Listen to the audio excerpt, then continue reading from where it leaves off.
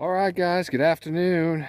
And your eyes are not deceiving you. That is concrete on the ground at the house here. So this is the pad for the sawmill.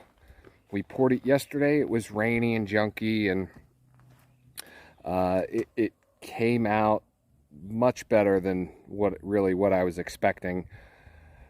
Just kind of a broom finish. Then I ran over it with a stone this morning, knocked just kind of all the higher brush marks off, and it is absolutely what I was looking for.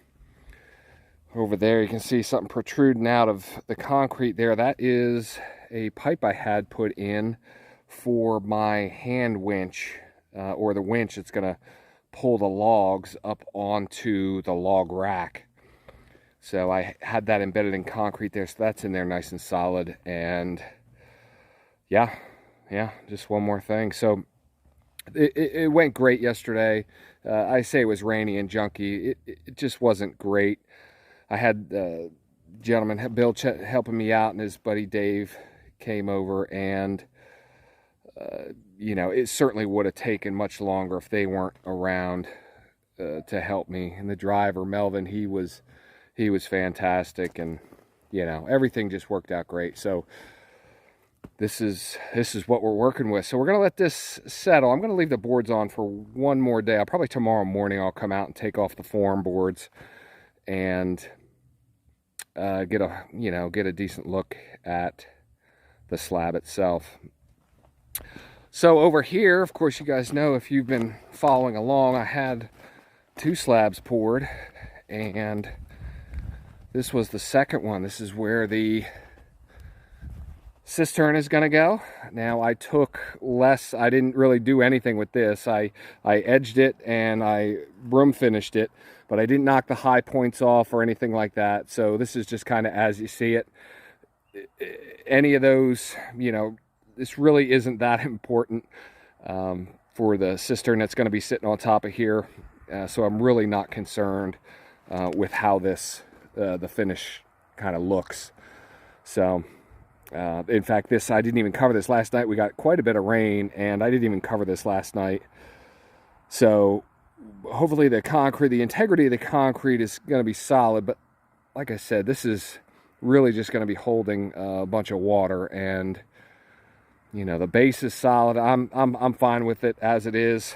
But by the time we were done, the driver said we had about probably less than a wheelbarrow full of concrete left in the truck, and he said he hadn't been that close in quite some time. So I don't know, I did the math on it, and I just gave him a number, and that's kind of how it ended up. So everything looks great, and I don't know, a couple days we're gonna see the sawmill frame sitting on this thing, and then things are really gonna get going. So let me swing around here, a shed right now. So you see I have a tube and a couple tubes sitting around here. I'm actually cutting tube lengths right now for cabin 2. So I have all the rebar bent for the footers, and everything related to that is actually down at cabin 2 right now. And I'm in the process of measuring and cutting the form tubes for the piers. That's kind of what I'm working on here today, and yeah, we're going to knock this out, and hopefully, well, we might be able to get the inspector out here this week, start looking at these forms. All right, guys, here we go. All right, guys, good morning. Hey, it's Wednesday morning. Out here is going to be an absolutely beautiful day. First day, I think, of the year now that we're actually going to be in the 70s today and tomorrow. Should be 70-degree weather. Tomorrow going to be a little rainy, but today should be absolutely beautiful. So I need to get moving on this slab. I need to get the forms off of it, both this slab and the one over there for the cistern as well. So forms are going to come off. I'm also going to start, I have those old, I mentioned it, I don't know, a while ago, 6 months ago or something. I have some telephone poles sections that were left here, and I'm going to use them actually for my log platform, where I'm going to stage the logs and pressure wash them and stuff like that. So I have to dig some holes. I have to dig at least 4, maybe 6, depending on what kind of ramp I use and things like that. So I've got to get some holes dug, and we're going to go from there, and we'll see how that all comes about. So might have to get a little creative with that, but that's, I'm fine with that. All right, guys, I'm going to set you guys up, and we'll get to work.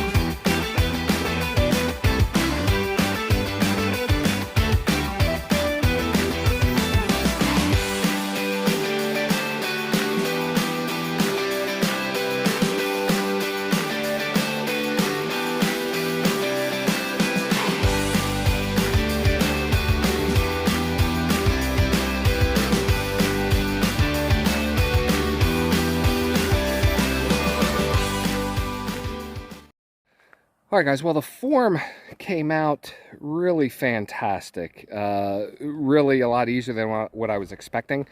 I didn't have any... They actually make what they call a release agent. You can spray on the inside of your forms, and I guess it makes it easier for them to come off. But after this was poured, a couple hours later, when I was doing the edging, I just walked around with my hammer and just kind of hit the sides of the form along the new pour and stuff, and that seemed to be fine as far as creating a hairline gap between the board and the concrete, and they came up really, what I would say, relatively easily. So you can actually see, let's see if we can pick this up on the camera, you can see the grain outline in the concrete. It's a good spot right there. There's a knot that was in the wood. There's another knot that was in the wood that transferred onto the concrete, which is fine. Whatever. It's going to be covered with rock probably here anyway. But if everywhere you look around here, there are no or very minimal air pockets that were along the seam here. Now this here, what you're seeing at the bottom here, this is actually the plastic that I had down. So I'm just going to leave that in there. Like I said, this is all going to be probably covered up with rock, and you're not even going to see that. But that's the underlayment there. That's the vapor protection underneath the slab. So yeah, everywhere you look along here, I mean absolutely minimal air pockets along the pour. There are slight imperfections. I think this probably came out with the wood itself, probably pulled it out. But let me tell you, I'm not sure if I showed this to you before, but the thing that really made a difference in how this pour went was the concrete vibrator. We had to actually push and pull so little concrete, because as you're vibrating, it's just spreading out. It becomes more liquefied and it really, really helped and really made the pour easy. I have just, you know, I looked online when I was having, I wouldn't say issues, I was getting, I don't know, stressed maybe, what might be a good word for it, about the piers down at the cabins.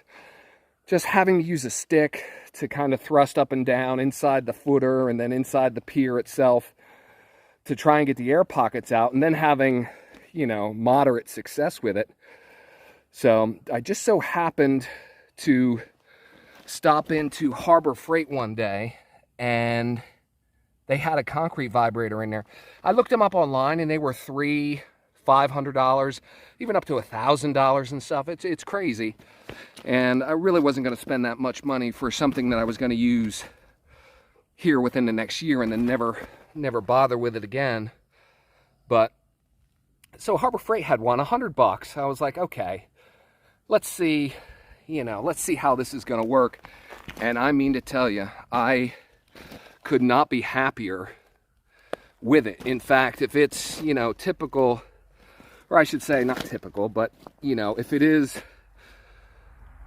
you know, Harbor Freight, historically, some of the things from their product line, and this is a Chicago Electric line, if it does break down, I will most likely go grab another one and use it until these projects are done.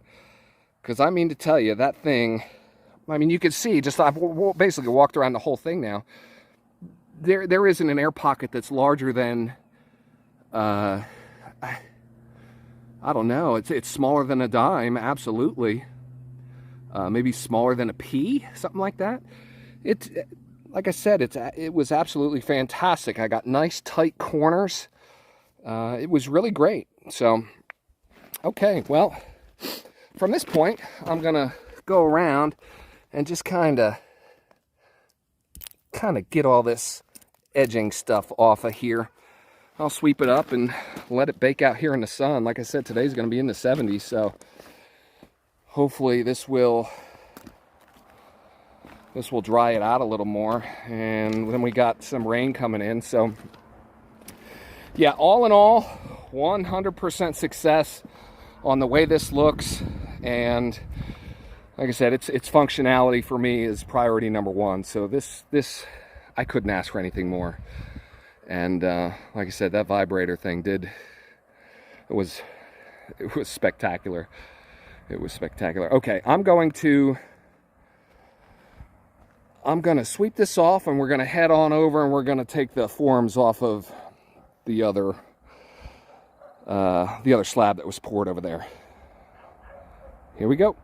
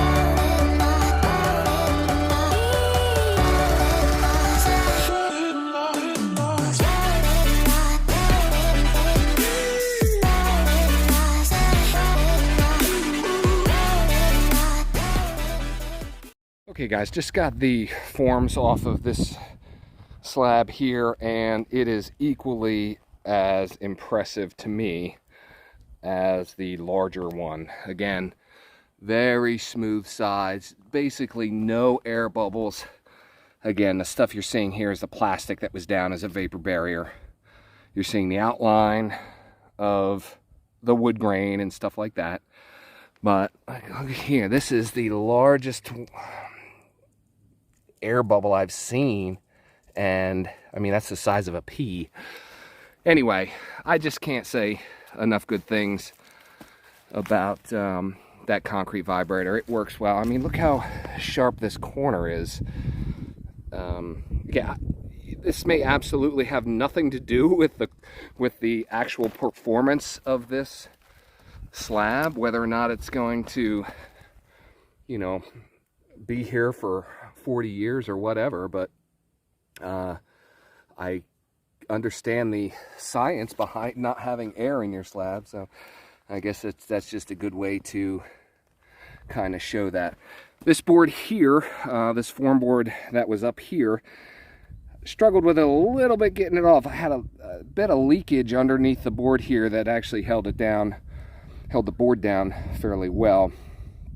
Yeah, it looks just about, you know, right there. You can kind of see where the plastic disappears underneath that concrete. So there must have, I mean, obviously it was just a little bit of leakage, but you know, a little bit of grunt work, and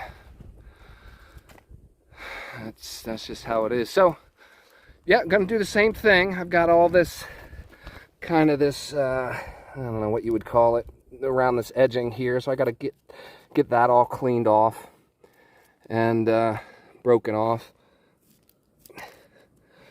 and we'll get it up looking nice. So I like showing this side here with the sun. It's easier to kind of see things, but overall, again,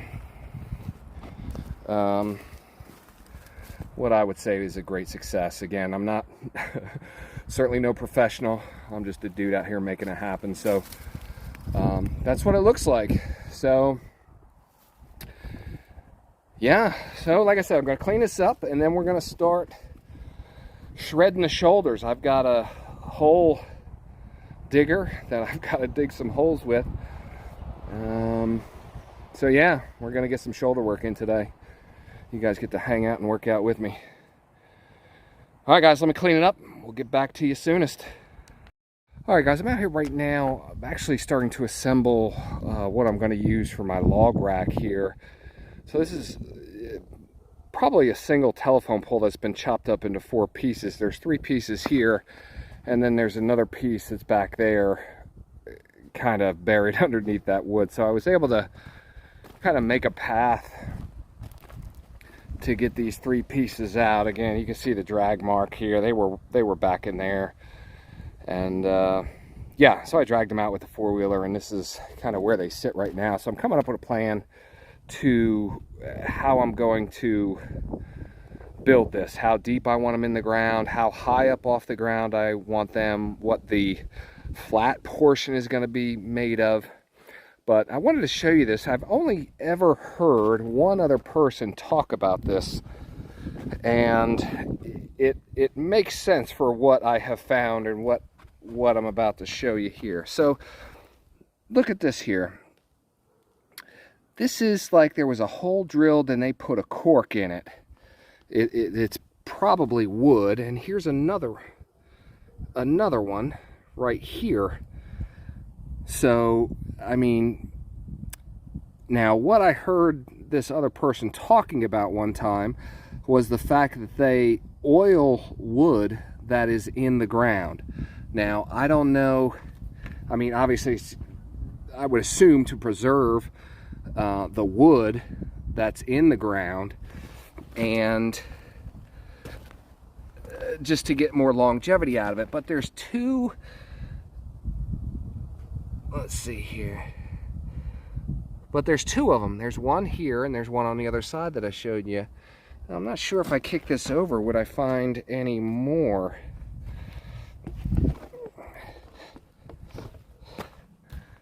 It doesn't look like it, but this is what I would certainly say would be the bottom part of the log that would go in the ground.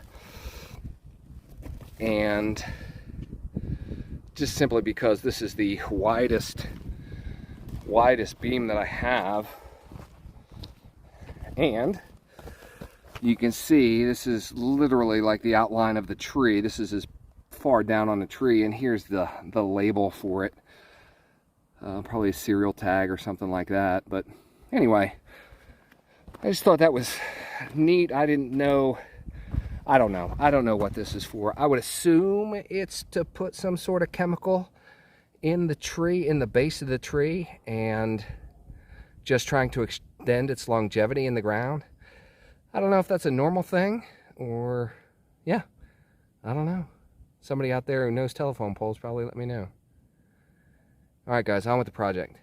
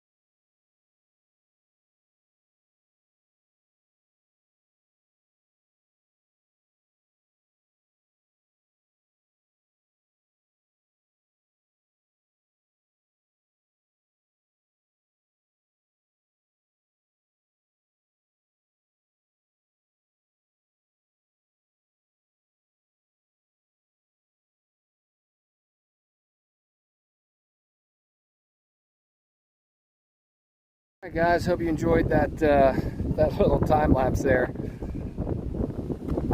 Yeah, went fine. I'm looking at the distance between. You saw me probably break out my tape measure 100 times here.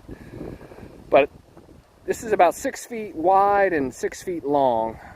So there's plenty of room. There's going to be a board, obviously, connecting, the top of this one here to the top of this one here.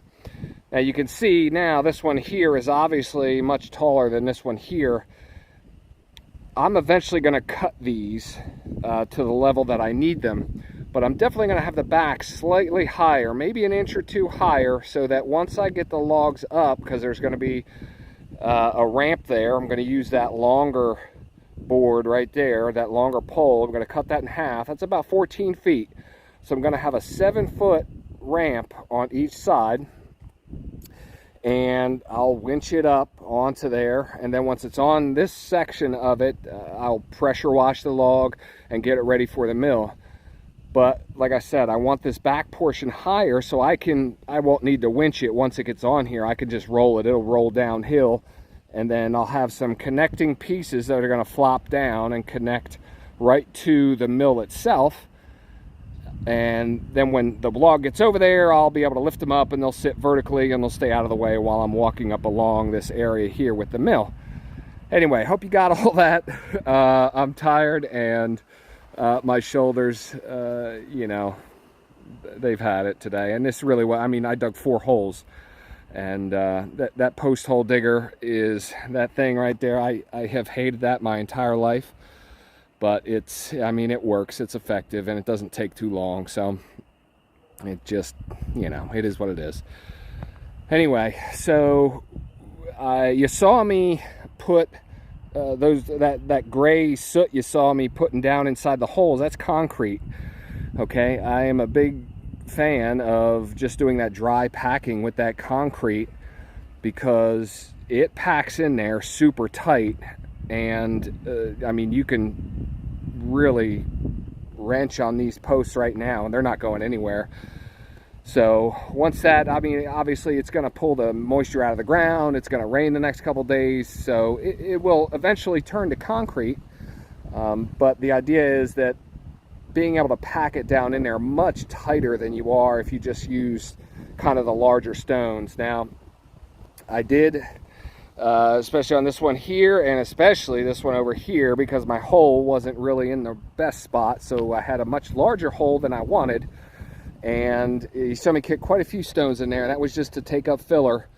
But I tried to mix in as much concrete as I could. And I knew I only wanted to go through 3 bags because that's what I had up here.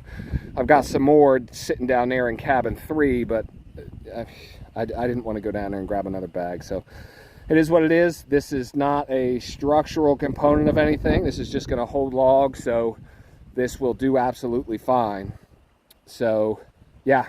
This was a good little project to kind of get done now that the slab is in for the mill.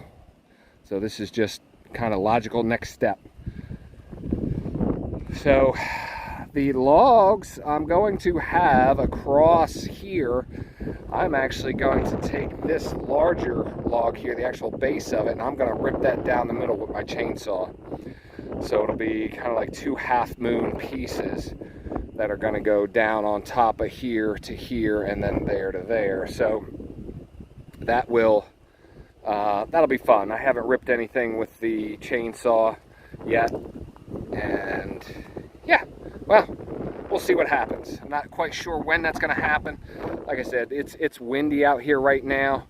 You can probably even see or hear the plastic down there on the cabins whipping around. So it's windy.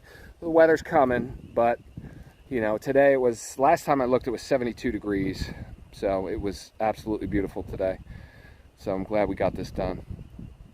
Hey guys, all that being said, I'm gonna head inside. I realize that most of y'all that have subscribed to the channel and whatnot haven't seen the concrete in yet. So I've got quite a little bit of footage to kind of stitch together into this, and this will be the end of this video here, dealing primarily with the slabs and stuff. Of course, you know, as you just saw, I'm sure after I edit, I didn't have any video of us actually doing it, and that's just to respect the folks that were here helping me.